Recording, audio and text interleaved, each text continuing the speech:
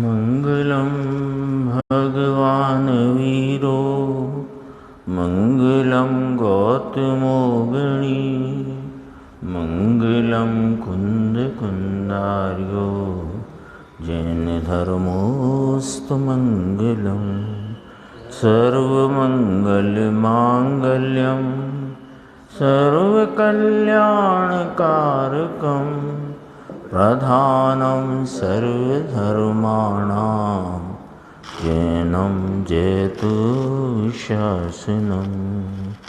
नमः समय साराय स्वानुभूत्या चकासते चित्स्वभावाय भावाय सर्वभावान्तरच्छिदे। क्रमबद्ध पर्याय के विषय के संदर्भ से गुरुदेव श्री की जो प्रवचन बोल प्रश्नोत्तर आदि का संकलन, उस पर अपनी स्वाध्याय चल रही है। 43वें नंबर का बिंदु है कि जहाँ स्वच्छंद है वहाँ क्रमबद्ध पर्याय की श्रद्धा नहीं है।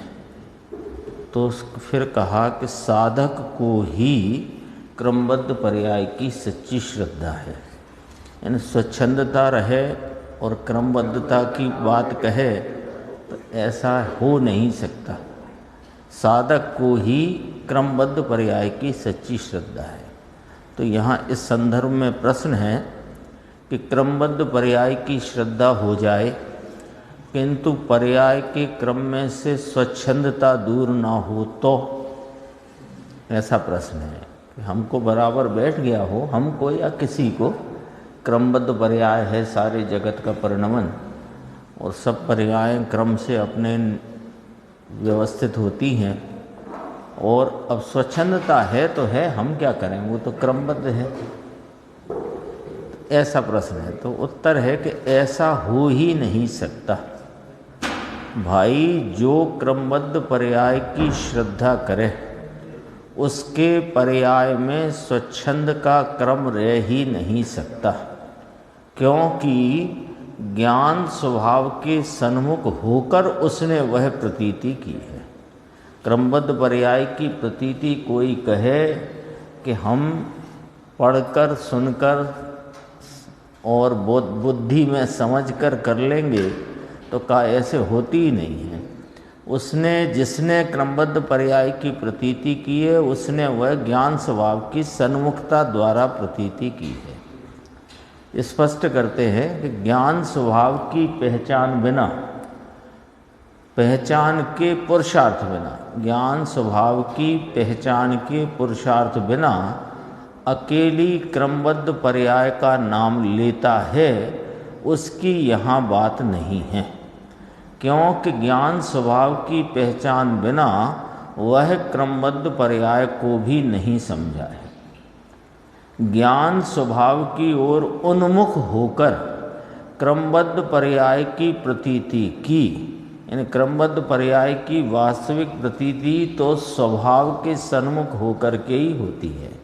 तो कहा ज्ञान स्वभाव की ओर उन्मुख होकर क्रमबद्ध पर्याय की प्रतीति की, तो वहाँ तो अनंत गुणों का अंश निर्मल रूप से परिणमित होने लगा है।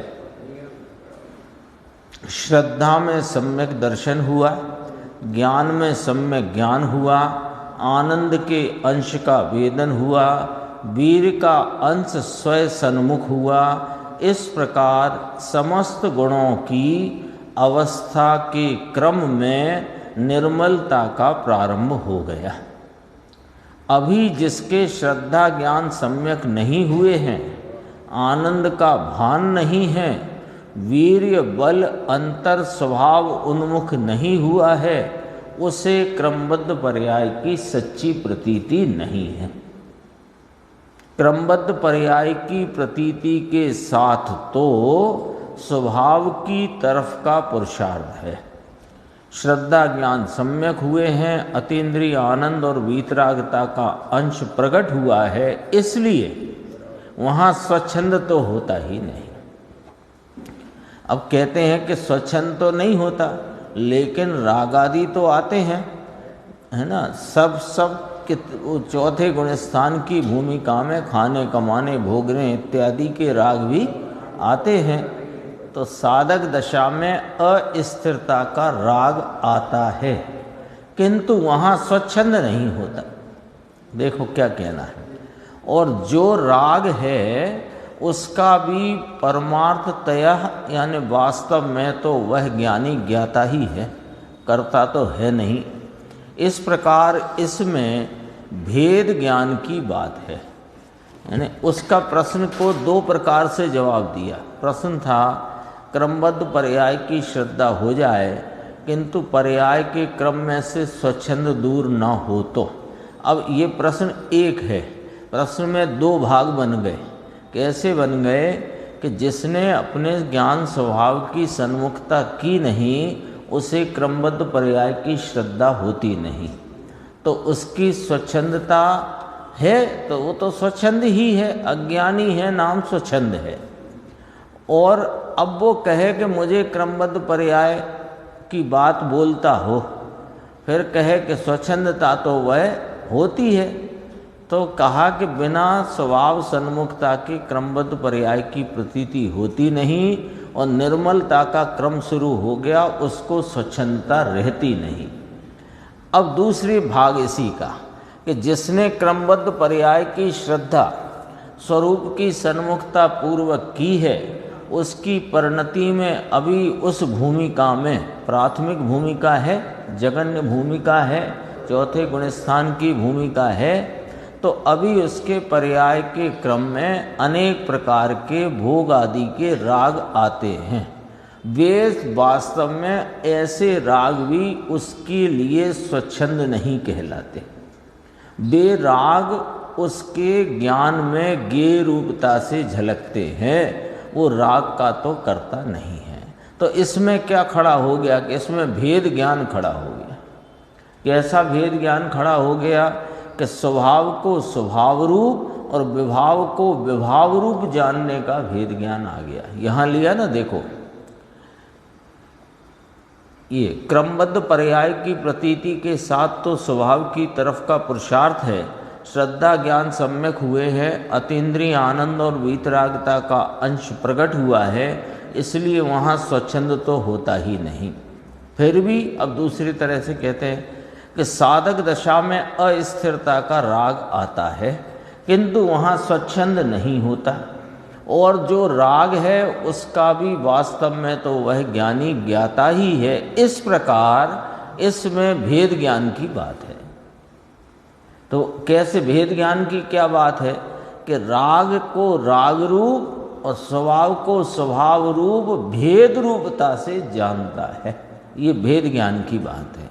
सम्यक दर्शन कहो या भेद ज्ञान कहो या ज्ञायक भाव का पुरुषार्थ कहो या कि क्रमबद्ध पर्याय की प्रतीति कहो या कि वस्तु स्वभाव का निर्णय कहो, यह सब साथ ही है।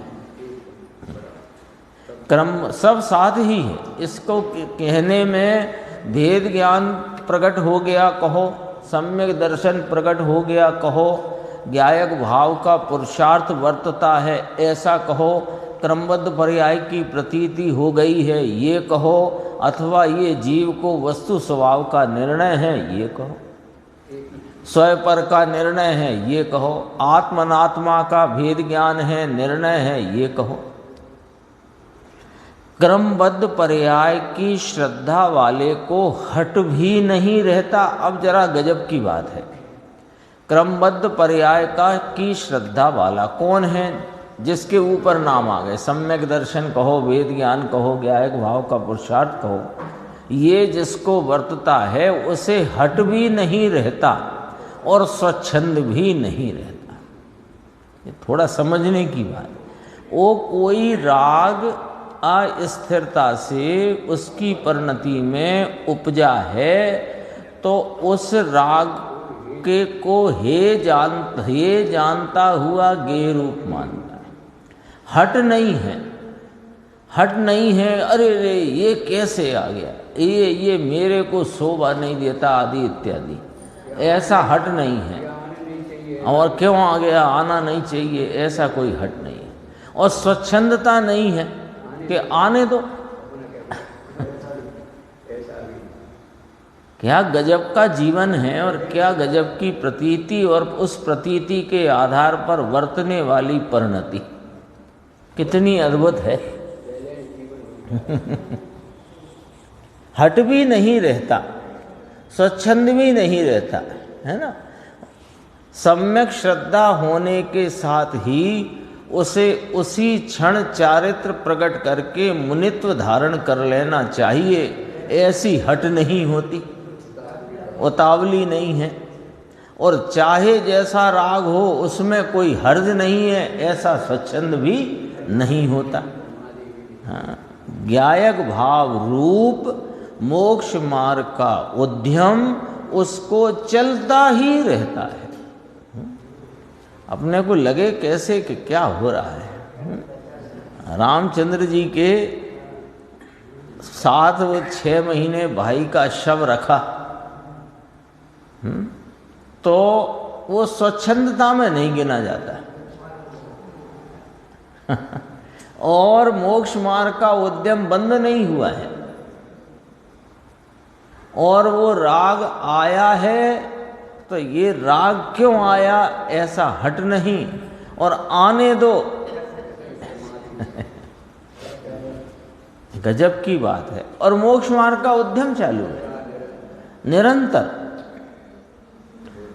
यदि बंद भाव भी चल रहा है तो निर्जरा भी चल रही है। चारित्र की कमजोरी है, उसको अपना ही अपराध मानता है। जोर यहाँ ही पर है। देखो, चारित्र की कमजोरी में, ये सब चारित्र की कमजोरी में डाला।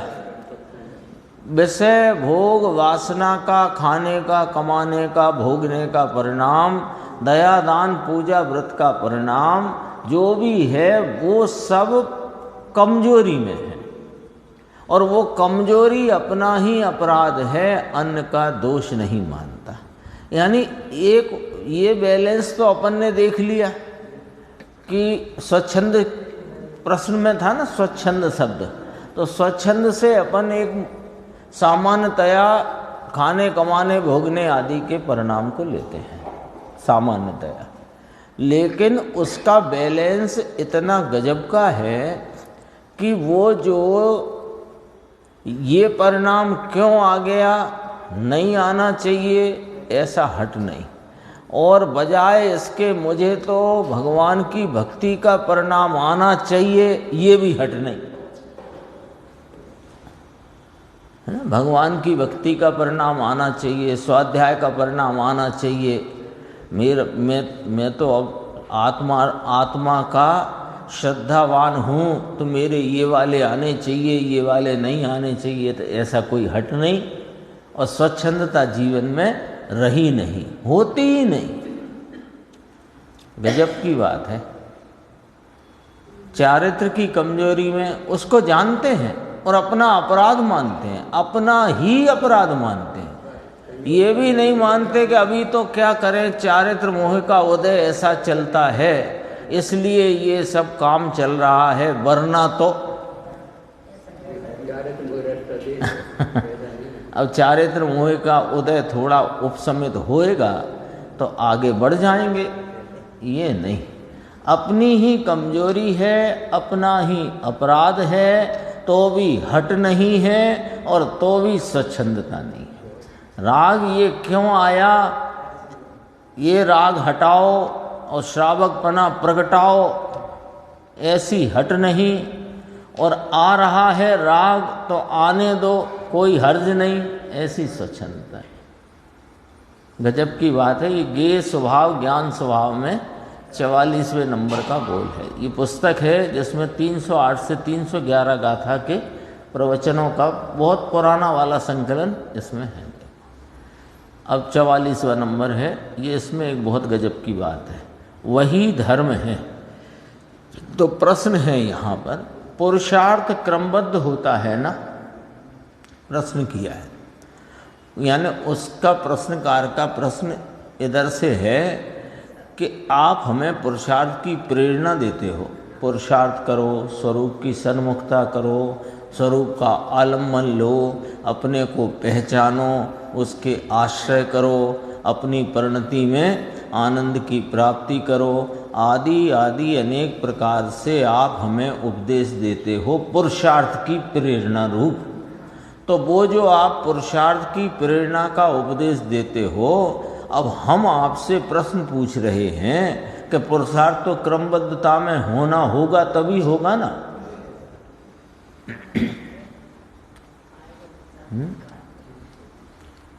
बड़ी गजब का बात है, इसको देखो जरा। क्योंकि सारा जनागम और जितने आचार्य भगवंत हुए, मुनिराज हैं, ज्ञानी धर्मात्मा हैं, वो लिखकर कहें, बोलकर कहें, उनके अपने ग्रंथों के द्वारा कहें, टीका से कहें, भावार्थ से कहें, प्रवचन से कहें, सामने आमने कहें, वे तो पुरुषार्थ की प्रेरणा ही देते हैं। और पुरुषार्थ की प्रेरणा आप दे रहे हो तो हम पूछ रहे हैं कि आपने ही बताया है कि प्रत्येक द्रव्य का प्रत्येक परिणाम वह क्रमबद्ध है। तो जब क्रमबद्ध है तो फिर पुरुषार्थ भी क्रमबद्धता में हो जाएगा।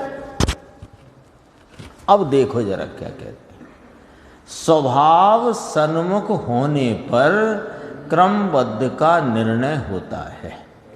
तुमने जो क्रमबद्धता का आधार लेकर हमसे प्रश्न किया है, इतने में ही जवाब है वैसे।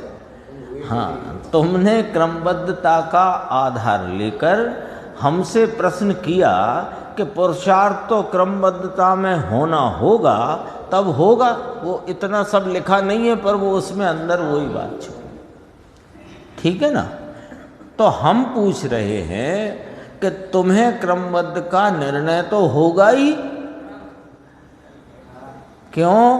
कि स्वभाव सन्मुख होने पर ही क्रमबद्ध का निर्णय होता है। जब तुम स्वयं क्रमबद्ध का आधार दे करके हमसे प्रश्न करते हो, तो हम ये मान रहे हैं कि तुमको क्रमबद्धता का निर्णय है, यानी तुम्हें स्वभाव की सन्मुखता है। तो वही यही पुरुषार्थ है। अब कौन सा पुरुषार्थ की तुम्हें इंतजार है? और यहाँ पुरुषार्थ इतना नहीं कि हो गया, ये पुरुषार्थ चालू हो गया। एक बोल आया था, अपन को ध्यान होगा कि पुरुषार्थ स्वभाव सन्मुखता की, पुरुषार्थ की दिशा स्वभाव सन्मुख हो गई है। राग के तरफ के पुरुषार्थ की दिशा में होने वाला रुक गया है। राग की दिशा में होने वाला पुरुषार्थ रुक गया है। आया था ना, एक बोल में आई थी। तो बस हुआ तो हुआ। देखो क्या क्या हो जाता है क्रमबद्ध के निर्णय में, कि स्वभाव सन्मुखता के द्वारा ही क्रमबद्ध का निर्णय होता है। और क्रमबद्ध के निर्णय में पर की कर्ता बुद्धि और राग की कर्ता बुद्धि छूट जाती है। स्वभाव सन्मुख दशा सहज स्वाभाविक रूप से होती है। तुमने प्रश्न किया तो फिर हम तो यही मान के कह रहे हैं। अब आगे थोड़ा सा और कहते हैं। ये बहुत पंक्ति अपन ने याद करी थी कल या परसों, बहुत गंभीर है। उपदेश की पद्धति अमुक प्रकार से आती है और मर्म, परंतु मर्म दूसरा है। इसमें बहुत गंभीर बात करी। उपदेश की पद्धति अमुक प्रकार से आती है ना। जैसे चरणान योग में उपदेश की पद्धति आती है, उसमें सब कषायों की मन्नता और बाहर की क्रिया की तरफ से आती है ना। वो तो बात अभी अपन उसको थोड़ा साइड करो। अध्यात्म में भी, द्रव्यान योग के अध्यात्म में भी जो उपदेश की पद्धति है, उसमें यही उपदेश आता है कि भैया सम्यक दर्शन के बिना मोक्ष मार्ग प्रारंभ नहीं होता।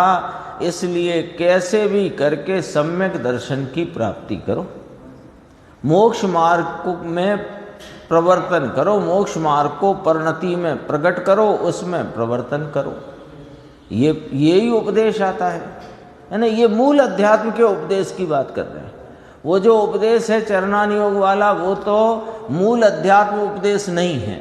वो तो जो जीव साधक अपने स्वभाव की आराधना में वर्त रहे हैं, उनको क्या क्या राग किस किस समय किस भूमिका में होता है, उसकी मर्यादा बताई है उपदेश की शैली से। तो वहाँ भी मर्म क्या निकला है कि साधक के स्वरूप साधना में बरतते हुए अभी जितनी अधूरास है, उस अधूरास में इस भूमिका में ये भाव होते हैं। ऐसा ही है ना। अब देखो, अब ये मूल अध्यात्म के उपदेश को भी अपन विचार में लें तो मूल अध्यात्म का उपदेश भी सम्यक दर्शन करो, स्वरूप की प्राप्ति करो, मोक्ष मार्ग में प्रवर्तन करो। तुमने अपने स्वरूप को जाना नहीं है तो उसे शास्त्र स्वाध्याय द्वारा जानो, पहचानो, उसका भान करो। तो कितनी बार करो आया, तो जितनी बार करो आया ये उपदेश है, ठीक है। अब उपदेश में करो का उपदेश है और नहीं करने का मर्म है। उपदेश में करो का तो उपदेश है, जितनी बार करो कहा उतना उपदेश में करो करो करो, और उस सब उपदेश का मर्म है कि मत करो। सम्यक दर्शन करो ऐसा उपदेश, और मर्म है कि सम्यक दर्शन मत करो। तुम तो आत्मा का जो तुम्हें विरह चला आया है उस विरह में मत रहो। तो फिर क्या हो जाता है कि विरह मिट जाता है और सम्यक दर्शन हो जाता है। स्वरूप का विरह परिणति उपयोग तो निरंतर वर्तता आया है ना अनादि से। इस वर्तते हुए उपयोग को इस चैतन्य परमात्मा का विरह चला आया है। वो विरह मिटता है, उपयोग जैसे ही अपने को पहचानता है तो चैतन्य तत्व का विरह मिटा। तो विरह मिटा तो सम्यक दर्शन हुआ, विरह मिटा तो मोक्ष मार्ग का प्रारंभ हुआ, विरह मिटा तो मोक्ष मार्ग में प्रवर्तन हुआ, विरह मिटा तो रत्नत्रय प्रकट हो गए, विरह मिटा तो केवल ज्ञान की तैयारी हो गई। तो ये सब उपदेश का जितना कथन था वो हो गया, और उसका मर्म ये था है कि उस आत्मा को कि जो कि तुम स्वयं हो, जो कि तुम स्वयं हो, तो तुम्हारे स्वयं का स्वयं के वर्तते उपयोग से विरह है ना। तब वो श्रीमद् का आता मैं कौन हूं, आया कहां से, ये सब विचार के लिए छोड़ दी बात उन्होंने, है ना। तो विचार करके निर्णय किसका करना, आत्मा का। इसलिए जिन जिन शासन में निर्णय की बहुत महिमा है। दरअसल सारा काम निर्णय का है, बाकी तो होता है। सम्यक दर्शन होता है, रत्नत्रय प्रकट होता है, मोक्ष मार्ग का प्रारंभ होता है, और केवल ज्ञान की तैयारी होती है, मोक्ष मार्ग प्रवर्तन होता है। करणान योग में आओ तो गुण स्थान बढ़ जाता है, चरणान योग में आओ तो वो जो कषाय के भाव है उनकी मर्यादा हो जाती है। लेकिन हुआ क्या, दरअसल किया क्या, हुआ की तो बात अपन ने करी, हुआ ये, पर किया क्या, मर्म समझना है ना, किया क्या। सम्यक दरअसल में यहां इस बिंदु को खूब अच्छे से विचार करो तो जो करने की बात कही जाती है उसमें नहीं करने की बात है दरअसल में, क्योंकि अकर्तापने के पुरुषार्थ की बात चल रही है। और अकर्तापना किसे कहते हैं, नहीं करने को। तो जिसको ये तालाबेली है, जिसको ये अकुलाहट है, जिसको इस बात की बेचैनी है कि सम्यक दर्शन कब प्राप्त होगा, उसे होता नहीं है। क्योंकि सम्यक दर्शन के लक्ष्य को, सम्यक दर्शन की पर्याय को लक्ष्य में रखने से सम्यक दर्शन होता नहीं है।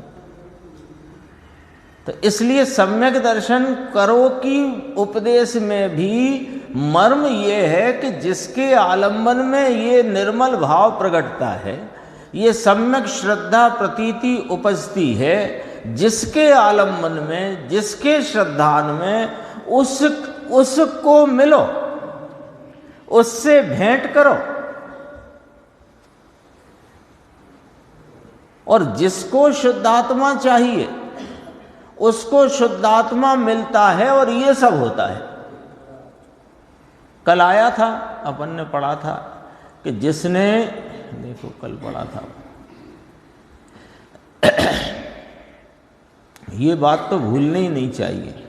पहली यह शर्त है कि मुझे दूसरी कोई चीज चाहिए नहीं, मुझे एक आत्मा ही चाहिए, ऐसा दृढ़ निश्चय होना चाहिए। ले बात क्या आई, इसमें ये क्यों नहीं लिखा?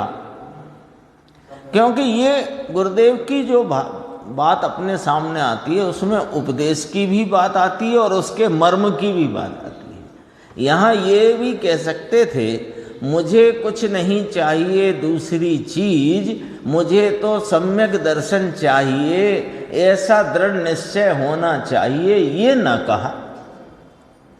ये मर्म की बात है।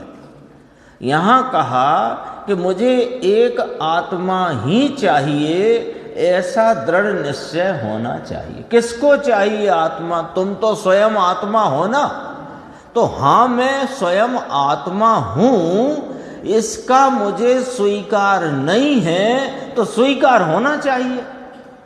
तो किसको स्वीकार नहीं है? जब तुम स्वयं आत्मा हो या मैं स्वयं आत्मा हूं, तो फिर किसको स्वीकार होना चाहिए? कि जो अनादि से जो पर्यायों का क्रम चलता आया है, उस पर्याय में एक पर्याय ने भी उसे अपने रूप स्वीकार नहीं किया, तो उसे स्वीकार होना चाहिए। इसका मतलब मुझे आत्मा चाहिए। किसको चाहिए आत्मा? आत्मा को आत्मा चाहिए ये नहीं कह रहे, क्योंकि जितनी बात कही जाती है वो वर्तमान उपयोग को संबोधित करके कही जाती है।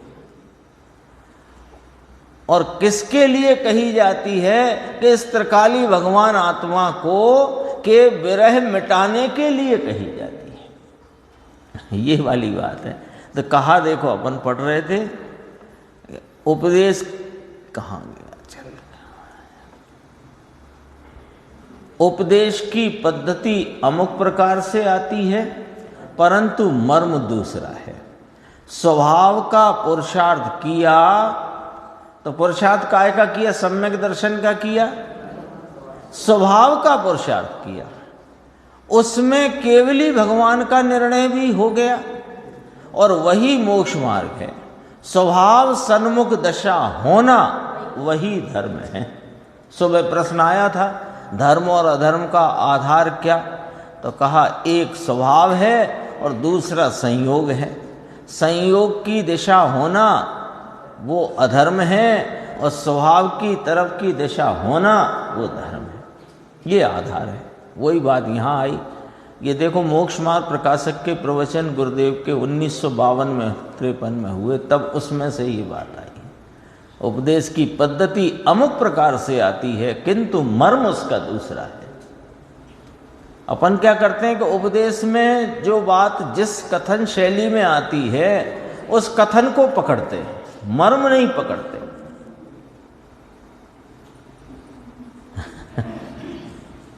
फिर आगे देखो 45वां है, वह भी ज्ञान का गेय है। जो बात अपनी अभी पिछले बोल में आई थी उसी का थोड़ा विस्तार यहाँ पर है। यानी जो राग अस्थिरता में ज्ञानी को आता है वो उसके ज्ञान का गेय है। उसको यहाँ समझाते हैं। देखो भाई, तू चेतन द्रव्य है, ज्ञाता दृष्टा का पुरुषार्थ होने पर राग उत्पन्न होता ही नहीं। अभी अपन बात कर रहे थे कि किसको संबोधित किया जाता है?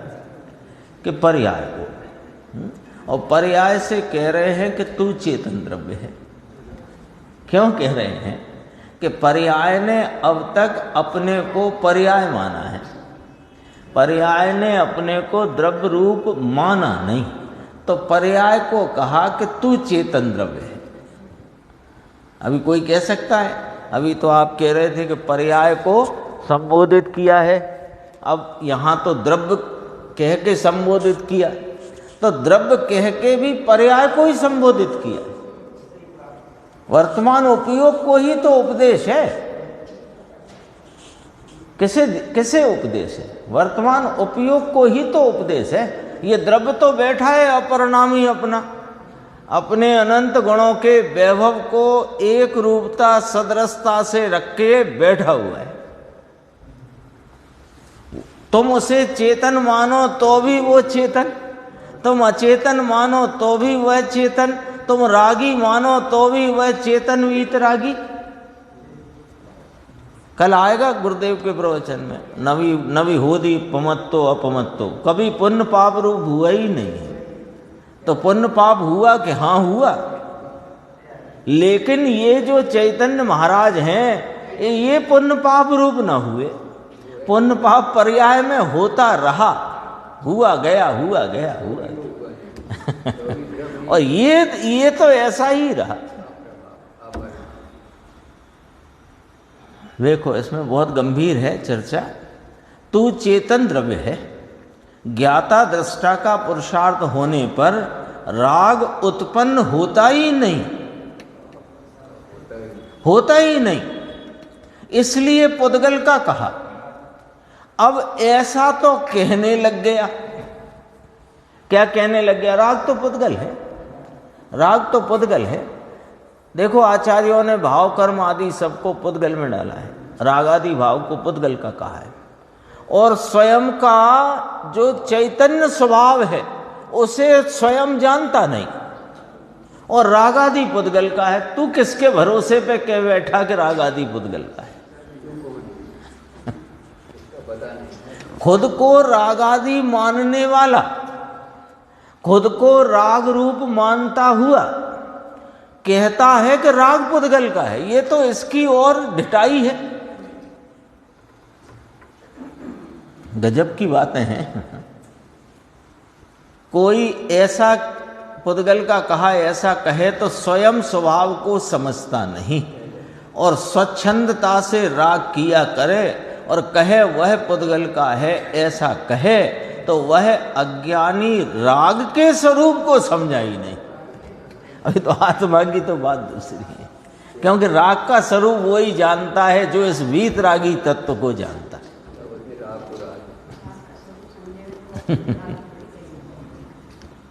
गजब बात है। देखो वह अज्ञानी राग के स्वरूप को समझा ही नहीं और क्रमबद्ध पर्याय के नियम में आया है। क्या करें, वो तो क्रमबद्धता में आया है।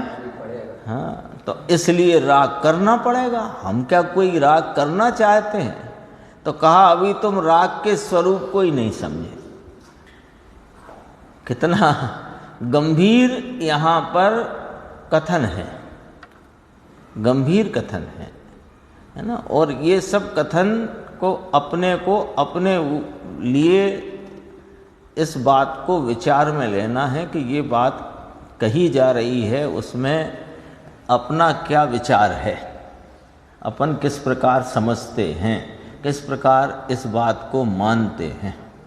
हाँ, अपनी बात चल रही है ना। कई बार ऐसा भी हो जाता है कि हाँ अज्ञानी को तो ऐसा ही लगता है और हमें भी ऐसा ही लगता है, अब हम तो ठीक है तो चल लगने दो, चलने दो। तो इसके लिए तो यहाँ कोई आया ही नहीं है, न इसके लिए ये गुरुदेव श्री ने फरमाया है, ना अपन उसको बाँचते हैं ना अपन सुनते हैं। क्यों ये सब है कि जो भूल चली आ रही है वो भूल को इंगित करते हैं, तो भूल को भूल मानना।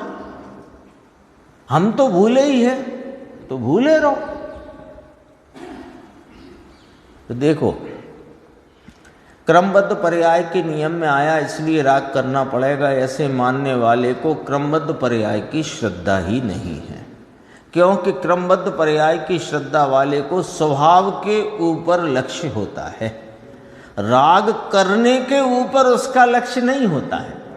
तुझे तो राग करने के ऊपर लक्ष्य पड़ा है, अब ऐसा ही राग आना था तो करना पड़ेगा, और वो तो ऐसा ही होना था, वो ऐसा ही, अब क्या करें। वो तो चारित्र मोह को तो इसने छोड़ दिया, समझदार हो गया ना, जरा समझदार हो गया है, तो चारित्र मोह के उदय से आया ये वाली बात तो छोड़ दी बुद्धि से। हाँ।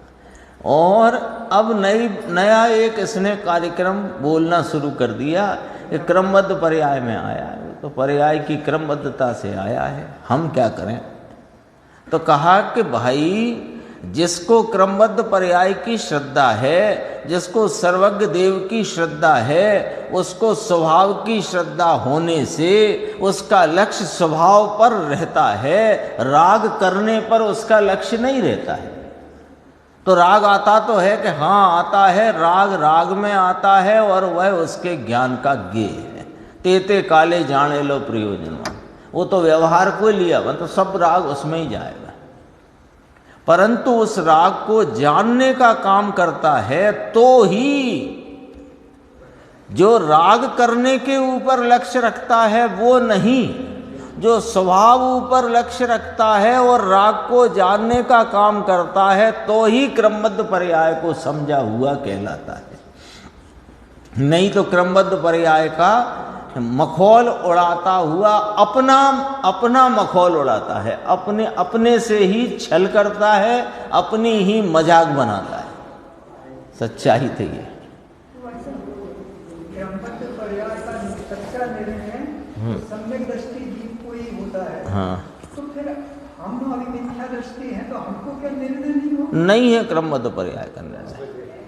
क्रमबद्ध पर्याय का निर्णय ऐसे, निर्णय स्वभाव की सन्मुखता से। अब वही तो है उपदेश का कि में अमुक पद्धति आती है, मर्म कोई दूसरा होता है। देखो अभी हम समझते हैं कि जो जो जगत के चेतन अचेतन स्वयं पर पदार्थ हैं वे सब अपने पर्याय क्रम में क्रम नियमितता से वर्तते हैं, ऐसा सर्वज्ञ ने देखा जाना है, ज्ञानी आचार्य भगवंतों ने कहा है और हमने माना है।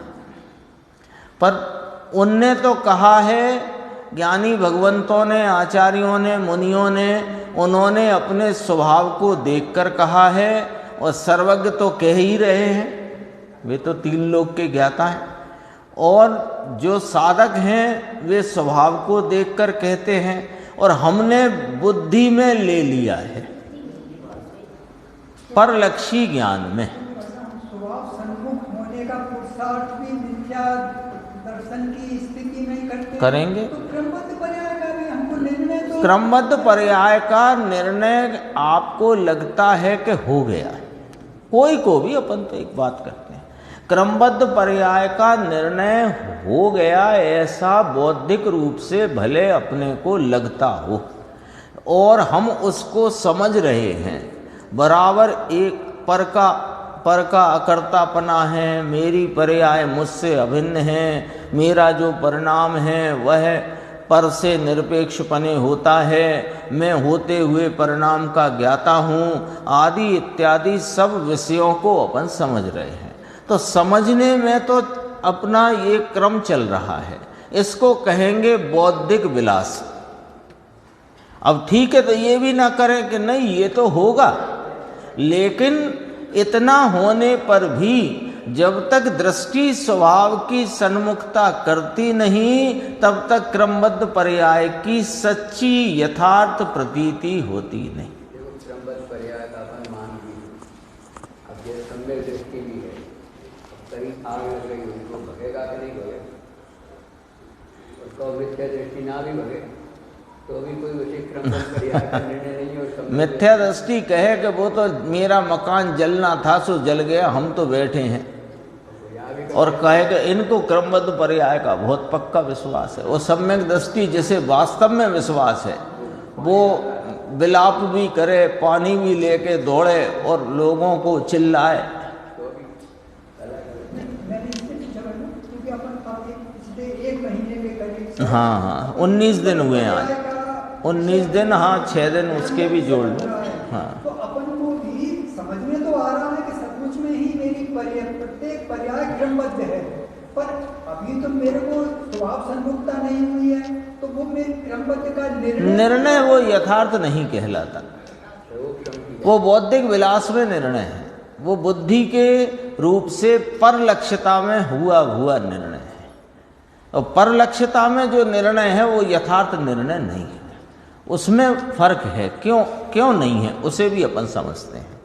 इसलिए नहीं है कि पर का अकर्तापना जब तक अपनी दृष्टि में नहीं आया तब तक क्रमबद्ध पर्याय का सिद्धांत का यथार्थ निर्णय नहीं है, क्योंकि अकर्तापना उसका फल है। और अकर्तापने का जो पुरुषार्थ कहो या अकर्तापने की श्रद्धा कहो, पुरुषार्थ हुआ तो श्रद्धा ही होती है, तो अकर्तापने की श्रद्धा पर में अकर्तापने की श्रद्धा हुए बिना अब अपने को अभी कैसा निर्णय है कि जो कुछ जहाँ हो रहा है सच्चाई बताते हैं, उसमें कोई बात नहीं है, सबकी बात है कि जहाँ जो कुछ अपनी इच्छा अभिप्राय अनुसार है वहाँ अपने को क्रमबद्ध पर्याय ख्याल में भी नहीं आती। और जब इच्छा और अभिप्राय से विरुद्ध या उससे हटकर जो कुछ भी कार्य होता दिखता है तो हम क्रमबद्ध पर्याय कहें, तो फिर ये निर्णय तो पर के अकर्तापने का नहीं है, क्योंकि कहीं किसी स्थिति में कर्ता और किसी स्थिति में अकर्ता, किसी के लिए कर्ता किसी के लिए अकर्ता। अपने घर परिवार को व्यवस्थित रखने के तो कर्ता बने, और राग अपने क्रम में आता है उसका मैं अकर्ता हूं।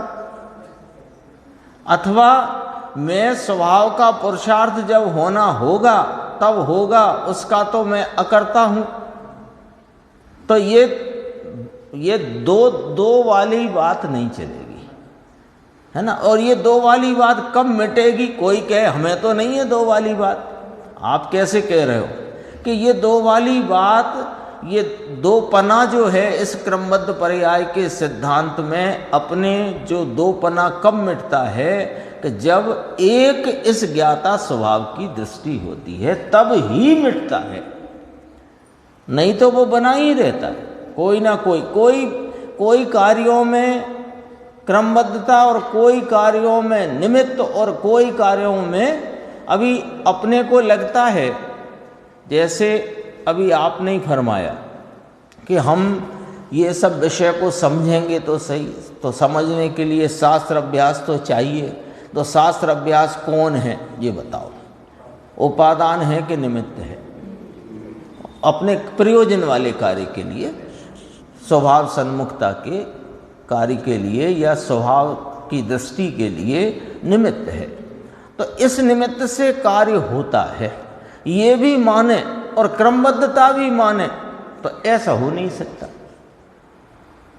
क्रमबद्धता तो ये कहती है कि पर से निरपेक्ष होता है, तो उसमें फिर निमित्त की दृष्टि भी छूट जाना चाहिए।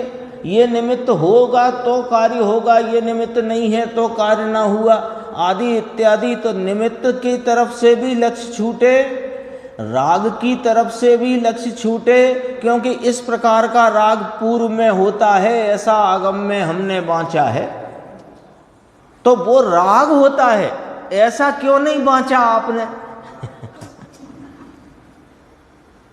सम्यक दर्शन के पूर्व इस प्रकार का राग होता है, करण लब्धि का परिणाम होता है।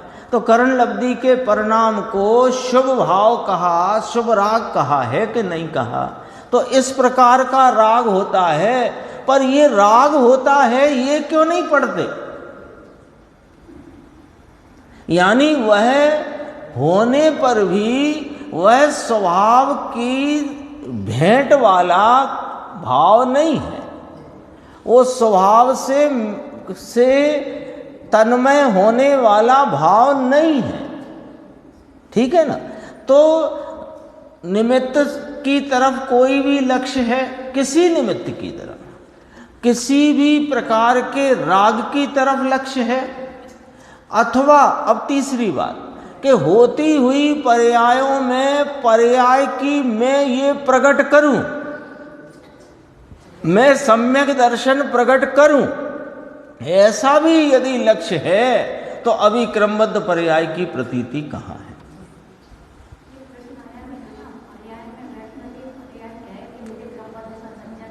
हाँ तो नहीं है। ये तो हर बोल में बात आ रही है कि विभिन्न स्वभाव सन्मुखता के वो होता ही है नहीं। क्यों नहीं होता? देखो, बहुत अपन ने करीब करीब हो गए होंगे 6-7 दिन पहले बात करी थी कि ये उपयोग वर्त रहा है, निरंतर उपयोग वर्त रहा है, एक समय को छुट्टी पे नहीं जाता, और ये वर्तता हुआ उपयोग अपने कार्य में यानी जानने रूप कार्य में लगा हुआ है। अब इसके जानने के लिए 2 प्रकार के विषय हैं। एक अपना परिपूर्ण पवित्र शुद्ध विज्ञान घन ध्रुव स्वरूप सामान सदृश रहता हुआ यह चैतन्य भगवान, और दूसरी तरफ है पर्यायों का क्रम। अब थोड़े आगे बढ़ेंगे दूसरी तरफ में। दूसरी तरफ का खाता बड़ा है, इधर तो खाते में एक ही वस्तु है। तो पर्यायों का क्रम इधर से चल रहे हैं ना अपन। वैसे जनागम में जब चर्चा आती है तो बाहर से आती है, पर अपन समझना है। तो उपयोग के को जानने का कार्य करता है, तो उसे जानने के लिए कितने विषय हैं? 2 प्रकार के विषय हैं। एक अपना परिपूर्ण और शुद्ध पवित्र चिदानंद स्वरूप सामान्य सदृश अनादि अनंत ध्रुव तत्व चैतन्य भगवान, और दूसरी तरफ है पर्यायों का क्रम। अब पर्यायों का क्रम है तो पर्याय और पर्याय में वर्तता हुआ राग और राग के निमित्त 3 हुए इधर। पर्याय में वर्तता राग तो राग में वर्तता है, उपयोग में नहीं वर्तता, कि बिल्कुल नहीं वर्तता, लेकिन उपयोग राग को वेदता है, राग का वेदन करता है। तो उसका उपयोग का किस प्रकार कनेक्शन हो गया राग से, कि स्वभाव से तो कनेक्शन कट है, और वर्तते हुए राग के वेदन भाव से वह उपयोग परिणम रहा है। तो वो राग कहाँ से आया? कि वो जो राग है वो स्वभाव है नहीं, फिर कहाँ से आया? कि वो निमित्तों पर लक्ष्य जाने से आया। तो इस तरफ 3 बातें आ गई। उपयोग की परिणमती दशा में पर्यायों को विषय किया उपयोग ने, और पर्याय में राग का वेदन है, और राग निमित्त के लक्ष्य से आया है। तो इधर 3 हो गए, पर्याय, राग और निमित्त, और यहां एक अपना चैतन्य भगवान। अब जब तक उस दिशा में अपनी दृष्टि है तब तक क्रमबद्धता का निर्णय नहीं होता। क्यों? उस पे दृष्टि है, कैसे मालूम आपको? कि किसी प्रकार की पर्याय की को उपजाने की व्याकुलता, किसी प्रकार के राग की महत्ता, और किसी प्रकार के निमित्त की महिमा, ये यदि वर्त रही है तो तुम्हारे उपयोग की दिशा इनको विषय बनाने में लगी है, और ये चैतन्य भगवान से उसका कनेक्शन कट है। तो अब अपने सामने शॉर्ट में शॉर्ट बात करें तो अब कितने विषय हो गए? कि 2 के 4 हो गए। अब 3 इस दिशा वाले और 1 स्वरूप दिशा वाला, 4 हो गए। तो जिसको किंचित भी पर्याय की, राग की, निमित्त की, या उधर से कहो जिसे निमित्त की, राग की और पर्याय की किंचित भी आकांक्षा है, उसे स्वभाव की नहीं, और जिसे स्वभाव की हुई है तो उसे इस अकर्ता भाव में दृष्टि होने से ज्ञातापने का स्वभाव है, वह उसकी पर्याय में स्वीकार हो गया, और स्वीकार हो जाने से उसे अब पर्यायों के उपजाने की, किसी प्रकार के राग की और उनके निमित्तों के प्रति का उसको भाव ही ना रहा। तो उसको पर में कर्तापना छूट गया, अकर्तापने की दृष्टि हुई, तब कहेंगे कि अब क्रमबद्ध पर्याय की यथार्थ स्वीकृति, यथार्थ श्रद्धा, यथार्थ निर्णय हुआ है। ये है पूरा इसका। इतनी चर्चा जो अपनी आप कह रहे हैं ना 19 दिन, तो अब 19वां दिन है आज अपना, और 6 दिन चली अपनी उसमें वार्षिक उत्सव में, 25 दिन तो हो ही गए हैं। पूरा सबका एकदम संक्षिप्त में संक्षिप्त इतना है। एक सम्यक दर्शन की पर्याय उपजाने की आकांक्षा, वो पर्याय बुद्धि है। उधर देखना है, उधर झांकना है, और उधर झांकने का मतलब अकर्ता स्वभाव का अनादर है। थोड़ी और कड़क हो गई है बात। और अकर्ता स्वभाव ज्ञाता स्वभाव के अनादर में ज्ञाता स्वभाव प्रकट हो जाए, हाँ, ऐसा हो नहीं सकता। इतना भी वो हाँ कोई वैसा नहीं है, बेलिहाज, हाँ बेलिहाज नहीं है ऐसा। बात गजब की है।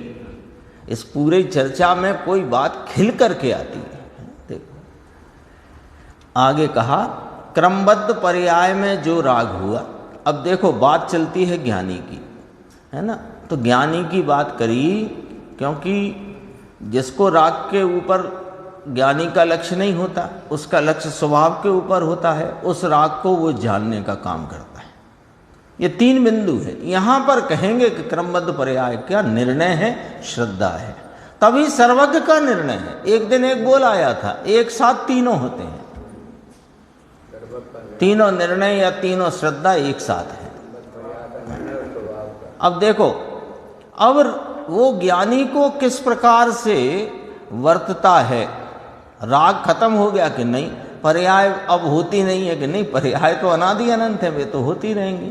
तो अब पर्याय में जो राग है कि हाँ है, तो निमित्तों पे उसका लक्ष्य जाता है कि हाँ जाता है। लेकिन अब दृष्टि बदल गई, अब निगाह बदल गई है, अब नज़र दूसरी है। कैसी है देखो, क्रमबद्ध पर्याय में जो राग हुआ वो राग कर्म ने नहीं कराया, यह वह जानता है, मानता है, और स्वभाव में वो राग है नहीं, ये भी जानता है और मानता है। ऐसा जानता है तो स्वभाव की दृष्टि से उस राग का ज्ञाता रहता है।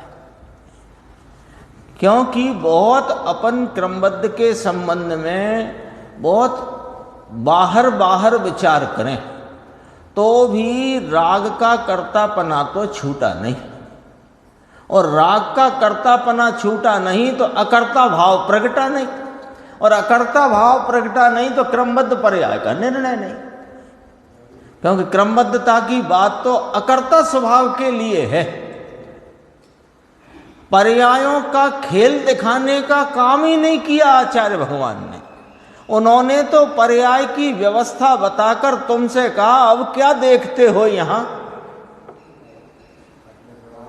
स्वभाव को देखो, इसलिए बात है। देखो तब वह राग पुद्गल द्रव्य का परिणाम कहा जाता है, जब वह राग कर्म ने नहीं कराया।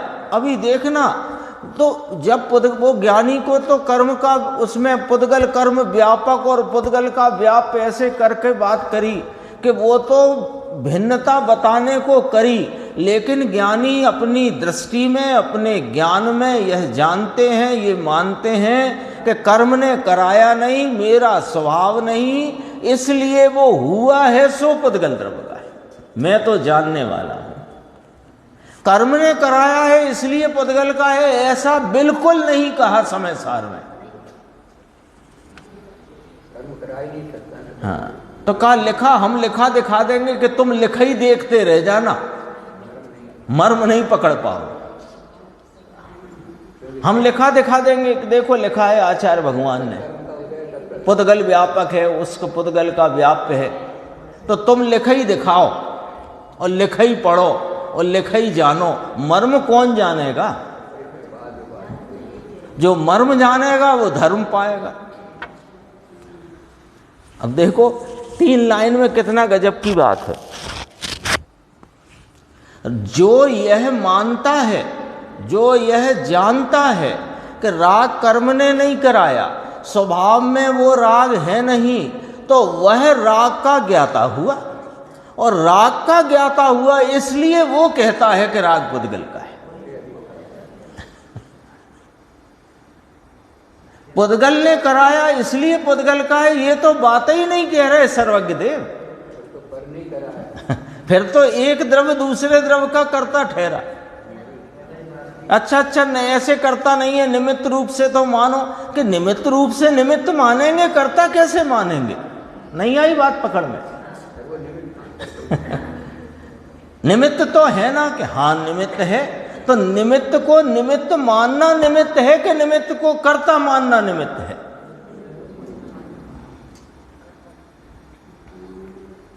देखो, तब वह राग पुद्गल द्रव्य का परिणाम कहा जाता है, क्योंकि उसे राग के ऊपर रुचि नहीं रहती। कैसी रुचि टूट गई है कि मंद से मंद कषाय का भाव, व्रतादि का भाव, कैसा ही भाव आ जाए उसे रुचि नहीं है। कितना ही तीव्र कषाय का भाव आ जाए उसे रुचि नहीं है। बोलो, अब कैसा आता है उसको तीव्र कषाय का? उसकी भूमिका के अनुसार आता है। जिस समय राग होता है उस समय त्रिकाली ध्रुव द्रव्य है, वो कहां चला गया? उसकी रुचि से राग का ज्ञान होता है। किसकी रुचि से? त्रिकाली ध्रुव द्रव्य उसकी रुचि में परिणम गया है, राग की रुचि से छूट गया है। राग हो रहा है, राग का ज्ञान हो रहा है, लेकिन रुचि स्वभाव की चल रही है। तो उस त्रिकाली ध्रुव द्रव्य स्वभाव की रुचि से राग का ज्ञान होता है। और राग की रुचि रख करके राग का ज्ञान नहीं होता, ये राग का कर्ता बन बैठता है। और जो राग का कर्ता बन बैठा है वो अकर्ता स्वभाव को जाना नहीं, और अकर्ता स्वभाव को जाना नहीं तो क्रमबद्ध पर्याय को माना नहीं। ऐसी बात है। एक एक गुरुदेव श्री का एक एक बोल बहुत अद्भुत अद्भुत है। देखो,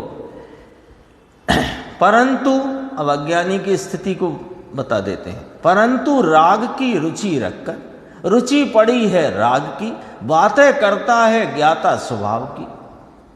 राग की रुचि रखकर उसकी मिठास से, स्वच्छंदता से राग करे, और वह जड़ की पर्याय है, पुद्गल की पर्याय है, आत्मा की तो है नहीं, ऐसा कहे तो ऐसा कहने वाला क्रमबद्ध पर्याय को भी नहीं मानता। क्रमबद्ध पर्याय की श्रद्धा। अब देखना भाई साहब, अब अपन, आपका प्रश्न था वो इधर से था, है ना, और अब बात आई इधर से, दोनों हैं एक साथ। क्रमबद्ध पर्याय की श्रद्धा वह द्रव्य की श्रद्धा कराती है। इसे पलट दो, जो द्रव्य की श्रद्धा है वो क्रमबद्ध पर्याय की श्रद्धा कराती है, क्योंकि दोनों अविनाभाव रूप से एक ही साथ उपजती हैं। क्रमबद्ध पर्याय की श्रद्धा वह द्रव्य की श्रद्धा कराती है, और ऐसे श्रद्धावान को अस्थिरता से राग होता है, वह भी उसके ज्ञान का गेय है। अब वो जो राग उसको ज्ञान का गेय किसको हुआ? कि ऊपर कितनी गजब की बात है। कर्म ने कराया नहीं, स्वभाव से होता नहीं, मेरे ही अपराध से जो राग है वो मेरे ज्ञान का गेय है, वो स्वभाव की रुचि से यह बात कहता है। और राग की रुचि वाला ये बात कहता रहे, पर उसका कहना वो झूठ तो है ही। अरे वो अनंतानुबंधी मायाचारी। तो भाई अब वर्तमान में अपन जो मिथ्या दृष्टि है वो क्रमबद्ध पर्याय की बात करना तो व्यर्थ का है। अपन क्रमबद्ध पर्याय की बात भी करते हैं तो केवल स्वभाव सन्मुख होने के लिए। क्रमबद्ध पर्याय की बात है वो स्वभाव की सन्मुखता के लिए। अपन ने पहले दिन 3 पॉइंट उठाए थे। क्रमबद्ध पर्याय के बात को सुनकर समझकर, अपन ने बुद्धि से तो समझ रहे हैं ना, सुन रहे हैं, तो इसको सुनकर समझकर जो ये कहे कि जो राग आना है वह आता है, वो इस सिद्धांत की विपरीतता का सेवन करता है। एक दूसरा कहे कि जो कुछ भी जगत में हो रहा है, घटित हो रहा है, वो सब इस समय होना ही था, वह हो रहा है, हम तो आकुल व्याकुल होते नहीं। तो ये अभी उस सिद्धांत की अधूरी बात को ही पकड़ा है, इसने सिद्धांत को वास्तव में पकड़ा ही नहीं है। लेकिन जो सर्व पर्यायों के व्यवस्थित क्रम को समझकर जानकर पर्यायों का लक्ष्य छोड़कर ज्ञाता स्वभाव के लक्ष्य में प्रवर्तित होता है, वो वास्तव में इस सिद्धांत को वास्तव में उसने समझा है और उसकी श्रद्धा उसे हुई। 3 बातें अपन ने पहले कही थी, शेष चर्चा आगे की स्वाध्याय।